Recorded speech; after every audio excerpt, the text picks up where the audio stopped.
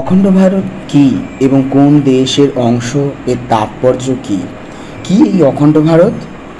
নমস্কার বন্ধুরা, আজকে আপনাদের সামনে এসেছি নতুন একটা কন্টেন্ট, সেটা হচ্ছে অখণ্ড ভারত।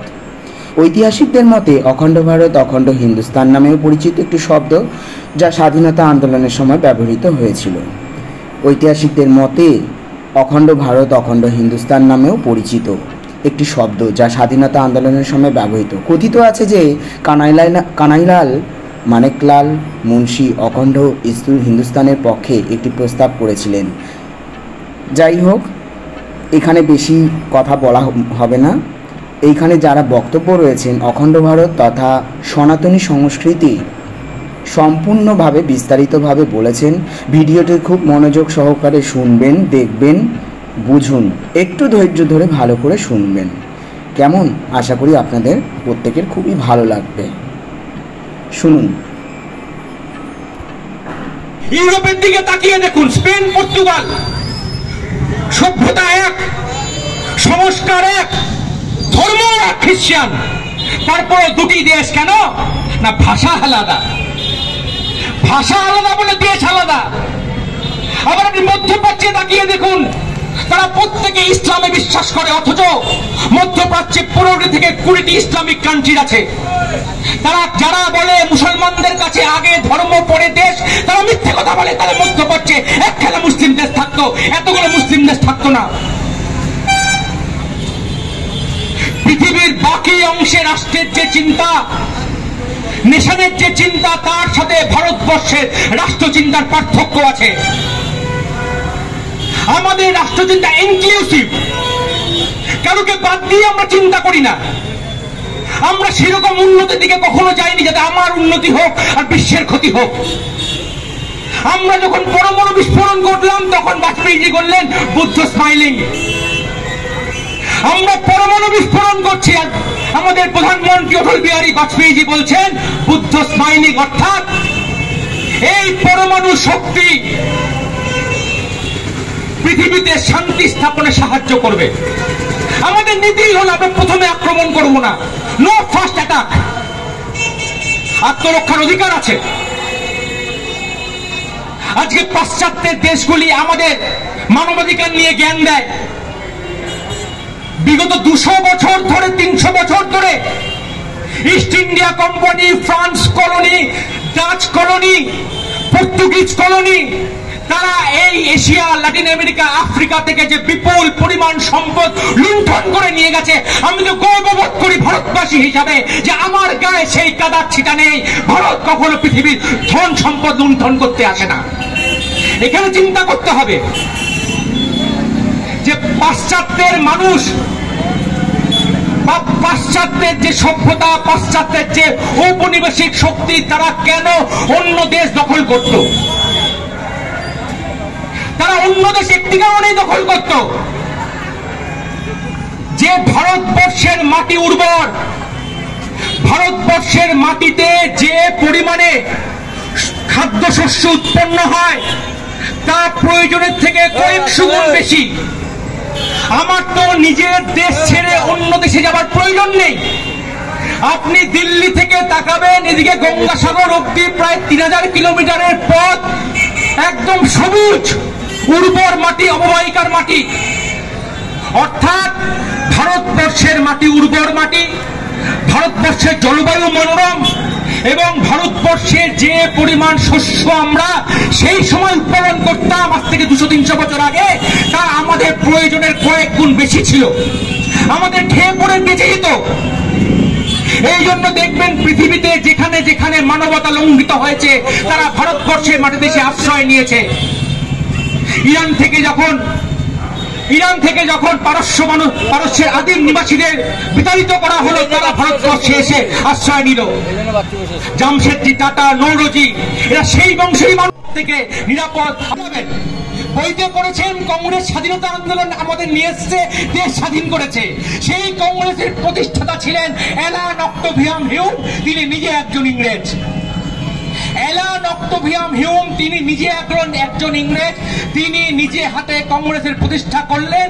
এই জন্য প্রতিষ্ঠা করলেন যে ভারতবর্ষের বুকে ব্রিটিশ বিরোধী আন্দোলনের আগাম খবর যেন ব্রিটিশদের দেওয়া যায় এবং দরদাম করে সেই আন্দোলনকে যেন আগেই স্তীমিত করা যায়, সেজন্য কংগ্রেসের জন্ম হয়েছে। আপনি বলুন তো, ভারতবর্ষের মানুষ 1905 সালের বঙ্গভঙ্গ আমরা রোধ করতে পেরেছিলাম, তাহলে 47 সালের ভারত ভাগ কেন রোধ করতে পারিনি? 1905 সালের যে ইংরেজ, তাদের শক্তি অনেক বেশি ছিল। 47-এর ইংরেজ তারা সামরিক দিক থেকে দুর্বল, কারণ দুটি বিশ্বযুদ্ধের আঘাত তাদের উপর দিয়ে গেছে, নৌবিদ্রোহ হয়েছে, তার সঙ্গে আজাদিন ফৌজের সাথে লড়াই করতে হয়েছে। তাহলে 1905 সালের বঙ্গভঙ্গ রোধ করতে পারলাম, কিন্তু আমি 47-এর ভারত ভাগ কেন রোধ করতে পারলাম না? কেন রোধ করতে পারলাম না?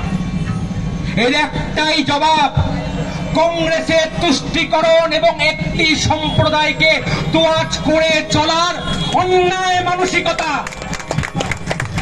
1905 সালে যখন বঙ্গভঙ্গের প্রস্তাব ব্রিটিশরা ভারতবর্ষে নিয়ে আসলো,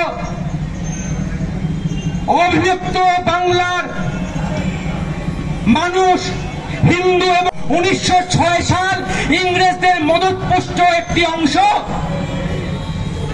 ঢাকার নবাব সামিউল্লাহর নেতৃত্বে তৈরি করলো মুসলিম লীগ। তারা বলল বঙ্গভঙ্গ চাই, কিন্তু দেশ জোড়া প্রতিবাদ এবং হিন্দু মুসলমানের ঐক্যের ফলে বঙ্গভঙ্গ 1911 সালে রদ করতে বাধ্য হলো। সামিউল্লাহর মতো ধনী নবাব তিনি এত অপমানিত হলেন, তিনি ঠিক করলেন তিনি আর রাজনীতি করবেন না, রাজনীতি করবেন না।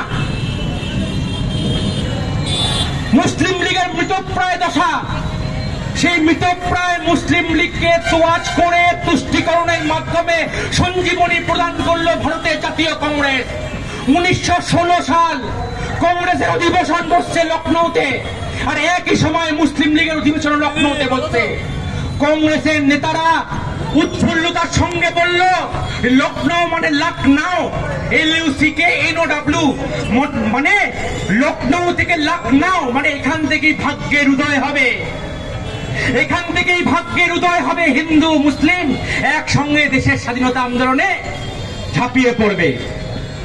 আমরা বলেছিলাম ভারতবর্ষ এক সংস্কৃতি, একই সত্তার দেশ।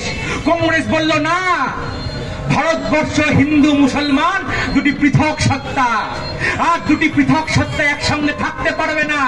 দুটি পৃথক সত্তার জন্য দুটি পৃথক দেশ প্রয়োজন। সেখান থেকেই পাকিস্তানের চিন্তা মাথায় আসলো। ধরুন আপনার বাড়িতে ডাকাত পড়েছে, আপনি বড় ভাই, আপনি বলবেন ছোট ভাইকে, চল ভাই ডাকাত পড়েছে, দুজনে মিলে ডাকাতের বিরুদ্ধে লড়াই করি, বাড়ির সম্মানটা রক্ষা করি। আপনার ছোট ভাই তখন আপনাকে বলল, ডাকাতের বিরুদ্ধে লড়তে পারি, একটা শর্ত, জমির ভাগ আমার চাই। এরকম ভাই কি আপনার প্রয়োজন? মুসলিম লীগ আবার সেরকম ভাই ছিল। ইংরেজদের বিরুদ্ধে লড়ার সময় তারা শর্ত দিল, দেশ ভাগ আগে, লড়াই পরে। আমার কিন্তু এরকম দেশ ভাগ করা ভাইয়ের দরকার ছিল না, আমার এরকম দেশ ভাগ করা ভাইয়ের দরকার ছিল না। দেশের মানুষ প্রস্তাব দিয়েছিল, বহির্দেশীয় শত্রু ইংরেজ, তাদের বিরুদ্ধে লড়াই হোক, দেশ স্বাধীন হোক, তারপর দাবি দাবা নিয়ে আলোচনা করা যাবে। জিন্না বলল না, জওহরলাল নেহরুও বলল ঠিক বলেছে জিন্না। তাদের সঙ্গে যোগ দিল সুরাবর্তী। এই সুরাবর্তী আবার কমিউনিস্টদের কোলের ছেলে, যাকে কলকাতায় কোলে বসিয়ে সম্বর্ধনা দেওয়া হলো। কমিউনিস্ট আওয়াজ তুলল, কান মে বিড়ি মুহ মে পান, লড়কে লেঙ্গে পাকিস্তান। এই কমিউনিস্ট আওয়াজ তুলল, কান মে বিড়ি মুহ মে পান, লড়কে লেঙ্গে পাকিস্তান। মুড়ো ঝাঁটা দেখেছেন, মুড়ো ঝাঁটা মানুষ করতে পারিনি তো আমরা। তাই আজকের দিনে দাঁড়িয়েও বীর ঋষি অরবিন্দের মাটিতে দাঁড়িয়ে এই ভারতের মাটিতে আওয়াজ ওঠে, ভারত ছেড়ে টুকরে হো ইনশাআল্লাহ, ইনশাআল্লাহ। এই দিন আসুক আমাদের, দেখাচ্ছি মজা। ভারত ছেড়ে টুকরে হো ইনশাআল্লাহ, ইনশাআল্লাহ। হ্যাঁ, এই ভারতের মাটিতে দাঁড়িয়ে আওয়াজ তুলছে। মুসলিম সমাজ ভারতের অবিচ্ছেদ্য অংশ।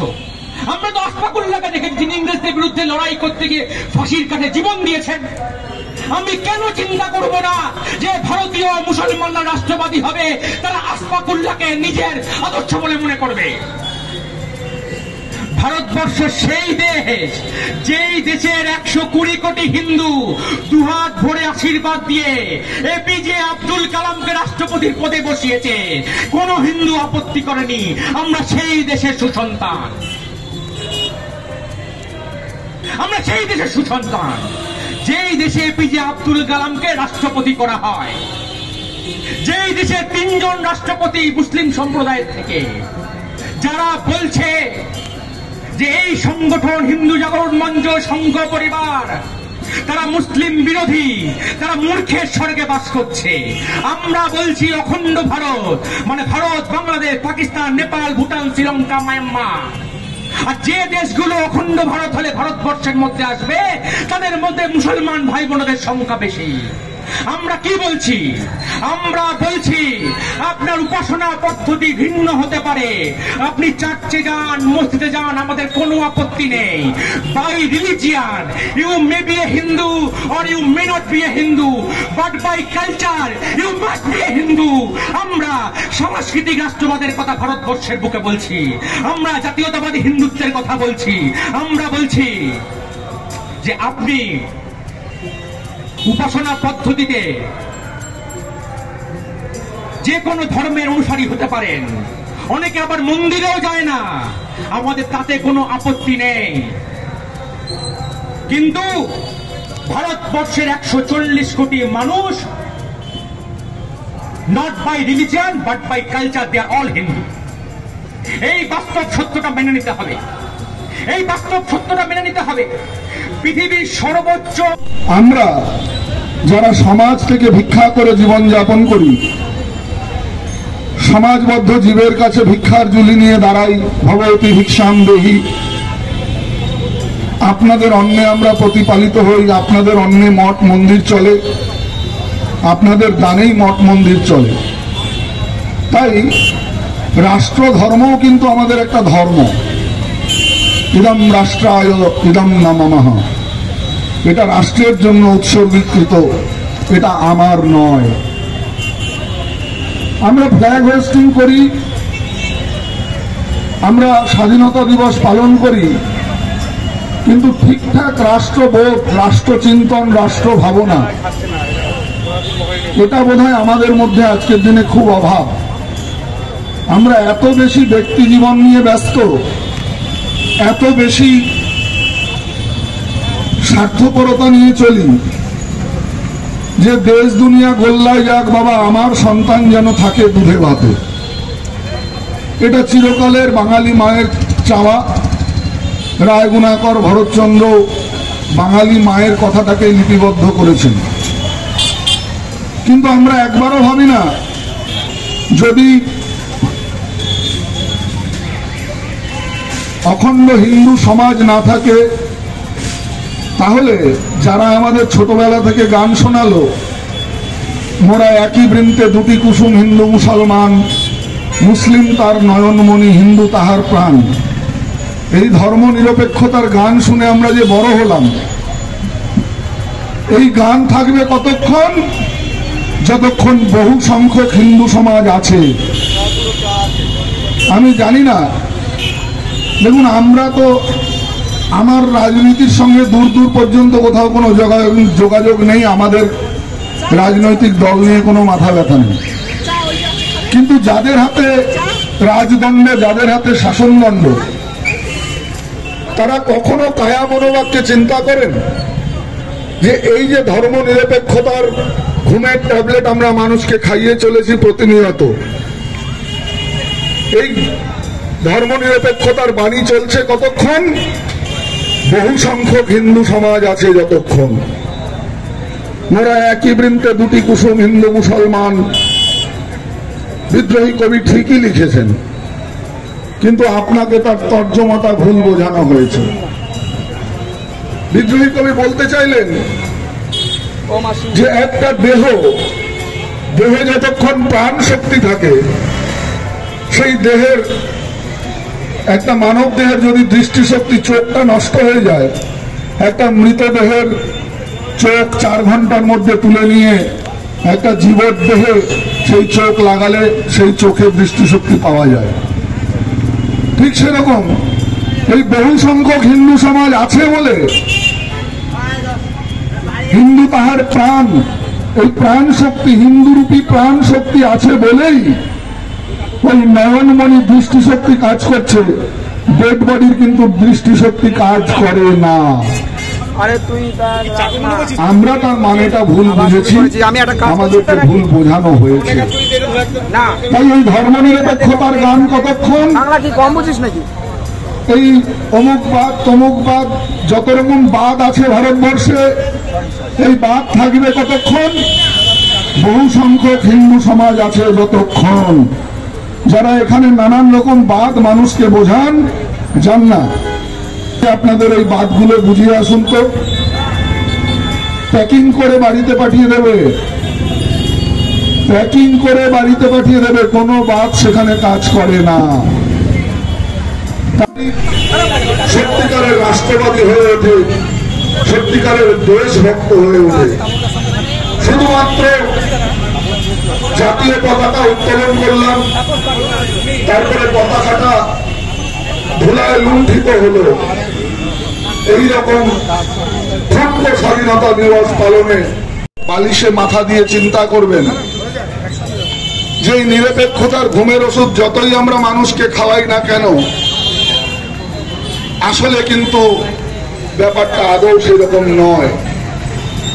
কারণ যে ধর্ম দর্শনের বাণী হিংসার শিক্ষা দেয়, যে ধর্ম দর্শনের বাণী অপর ধর্মকে হিংসা করতে শেখায়, সেই ধর্ম কখনো সারা বিশ্বে শান্তি আনয়ন করতে পারে না।